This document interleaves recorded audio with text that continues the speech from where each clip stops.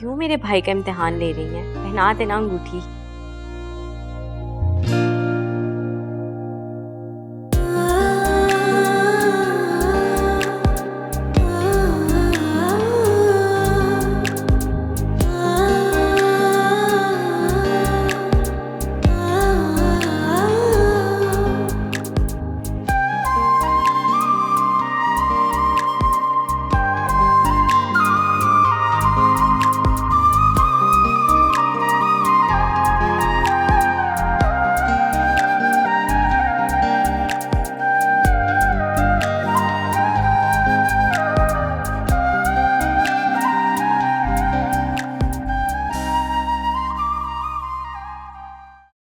कह रहा था ना मैं आपको, अल्लाह का शुक्र।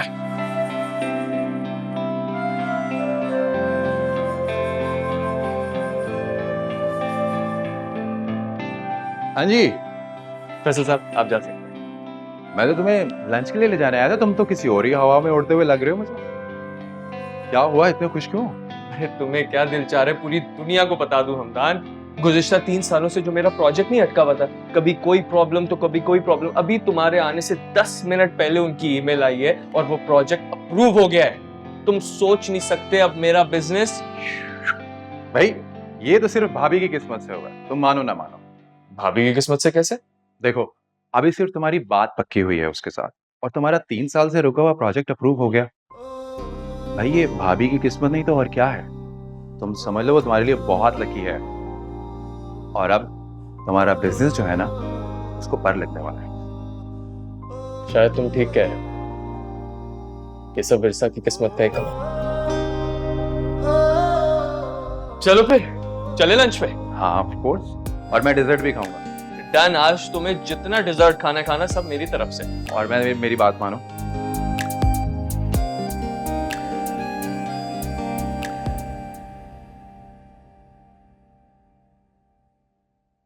जिंदगी में पहली बार इतना बड़ा फैसला, इतना बड़ा कदम बड़े भाई की मर्जी के बगैर उठाया है। वो पता चलेगा तो पता नहीं क्या सोचेंगे। ये सब उन हालात की वजह से हुआ है जो हमारे और हमारी बेटी के लिए पैदा कर दिए गए थे। किन हालात की बात कर रही हो? आप भी ना, इस तरह से दोनों खानदानों से एक साथ रिश्ता आ जाना, एक को इनकार का मतलब था कि दूसरे का दिल दुखाना। अब आप इन हालात में कर भी क्या सकते थे?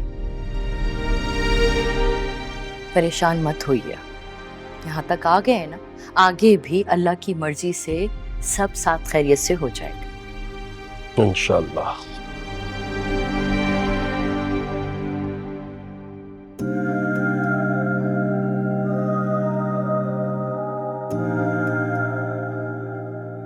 मेरे बहुत प्यारे अल्लाह मियाँ, मेरे बेचारे माँ बाप को हौसला और ताकत देना कि वो आगे भी ऐसी साबित कदमी से अपने फैसले पर डटे रहें।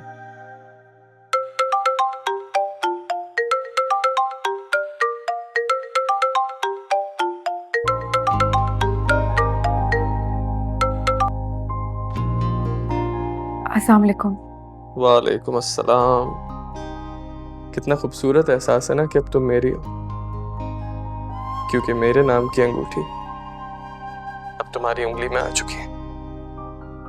जी, अंगूठी कैसी लगी? अच्छी है। तुम हंस रही हो? नहीं तो मुझे ऐसा लगा कि तुम हंस रही हो, या फिर शायद तुम बहुत खुश हो। कहते हैं जब इंसान बहुत खुश होता है, स्पेशली कोई लड़की, तो उसकी आवाज खुद ब खुद खनकने लगती है। जी, खुश तो हूँ मैं। आप नहीं है क्या? मैं खुश क्यों नहीं हूँ? मेरे हाथ में भी तो अब तुम्हारे नाम की अंगूठी आ चुकी है।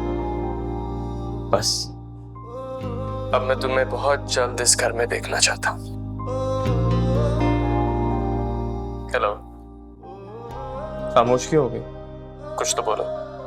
नहीं, बस आप बोले, मैं आपको सुन रही हूँ। अरे मैं तो कब से बोल ही रहा हूँ, तुम भी तो कुछ कहो। आपकी आवाज़ बहुत अच्छी है, मुझे अच्छा लगता है आपको सुनना। दिल करता है कि आप आप बस बोलते रहे और मैं आपको सुनती रहूं। Really? एक बात पूछूं आपसे? पूछ के पूछने वाली बात है तो यकीनन इम्पोर्टेंट होगी। हाँ, इम्पोर्टेंट तो है। तो फिर पूछो। आपको खाने में क्या पसंद है? ये तुम्हारे लिए इम्पोर्टेंट बात। जी, अम्मी ने कहा था कि जब आपसे बात हो तो मैं आपसे पूछ लूं। पागल हो तुम, बिल्कुल पागल। मैं कहना तो नहीं चाहता मंसूर मियां, लेकिन तुम कुछ ज्यादा ही तेजी दिखा रहे हो।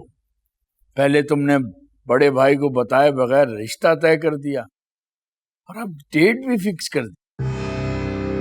आखिर किस बात की जल्दी है तुम्हें? भाई साल 2 साल नहीं, 4-6 महीने तो तुम्हें उनसे मांगने चाहिए थे। अरे फातिमा ने कहा होगा ना कि बस जल्दी से हो जाए शादी, है ना? अरे नहीं भाभी, दरअसल लड़के के घर वाले चाहते थे, बल्कि लड़का खुद चाहता था कि जल्द से जल्द शादी हो जाए। देखो मंसूर मियां, तुमने हमारे बेटे के साथ जो किया सो किया, लेकिन कम से कम हमें लड़के से मिलवा देते, लड़के के माँ बाप से तो मिलवा देते। अरे लोग तो दूर दूर रहने वाले ताया ताई को ऐसे मौकों पे अपने घर बुला लेते हैं, उनसे सलाह मशवरा कर लेते हैं, लेकिन विरसा के मामले में तुमने तो हमें गैर ही कर दिया। अरे नहीं भाभी, ऐसा मत कहिए, ऐसी बात नहीं है। ऐसी ही बात है मंसूर मियां, बिल्कुल ऐसी ही बात है।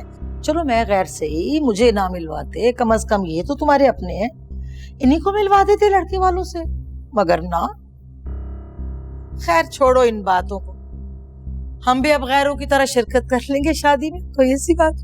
क्यों इस तरह की बातें कर रही हैं आप? विरसा जितनी मेरी बेटी है उतनी आपकी भी तो है। आप लोगों के बगैर तो ये शादी हो ही नहीं सकती। छोड़ो ये सब कहने की बातें, वरना ऐसे मौकों पे तो लोग दुनिया के दिखावे के लिए सारे रिश्तेदारों को बुला ही लेते हैं, हम भी आ जाएंगे। अरे मेरा यकीन कीजिए भाभी, मैं दिल से आपको दावत देने आया हूँ। और फिर इकबाल भाई तो विरसा के निकाह के वकील हैं, इनके बगैर शादी कैसे हो सकती? चलो ठीक है मंसूर, अब तुम इतनी इज्जत और मान से बुला रहे हो तो मैं आ जाऊंगा। और वैसे भी मैं तुम्हें इस मौके पर अकेला नहीं छोड़ सकता। अरे भाईजान, सिर्फ आप थोड़ा ही, भाभी भी तो आएंगी ना। क्यों भाभी, आएंगी ना आप? तसल्ली रखो मंसूर, अरे विरसा अगर मेरी बहू नहीं भी बन पाई तो कोई बात, लेकिन यकीन मानो मैं दिन रात उसकी खुशगवार जिंदगी के लिए दुआएं मांगती रहती हूँ। जरूर आएंगे हम शादी में, फिक्र नहीं करो। बहुत मेहरबानी भाभी, आपने ये कह के मेरा मान बढ़ा दिया।